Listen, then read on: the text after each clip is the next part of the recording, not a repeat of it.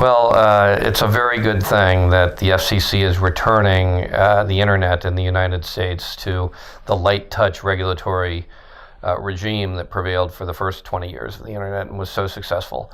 Net neutrality, as I said in my speech earlier, violates the natural laws of economics. The internet is dominated by economies of scale and scope and network effects, the virtuous cycle in which content and carriage and applications and devices all work together, and innovation in one drives innovation in the next.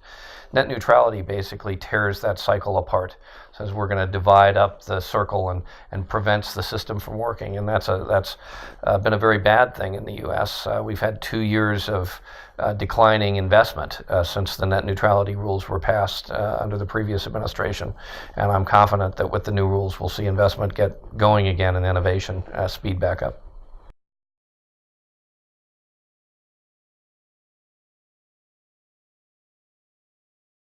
So non-discrimination is a wonderful principle in principle, but in practice it also means non-differentiation.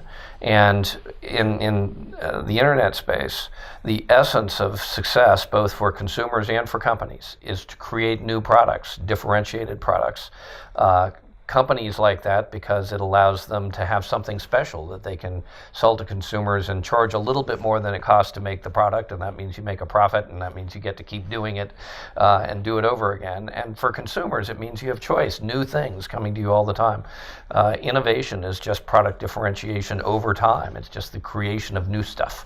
And think of the iPhone or what the world would be like without the iPhone. That's a great example. So to say non-discrimination is to say, let's make everything the same. And that goes contrary to the very, I think, foundational principles, the values of the internet. Let's make everything different.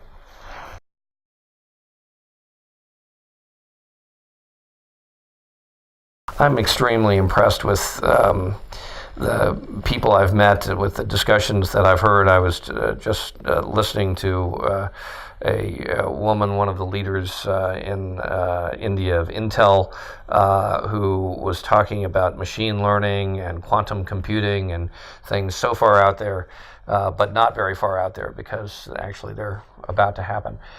So I've learned a lot from the summit, and I'm very grateful to have had a chance to been here and as much as a participant in the audience as a speaker.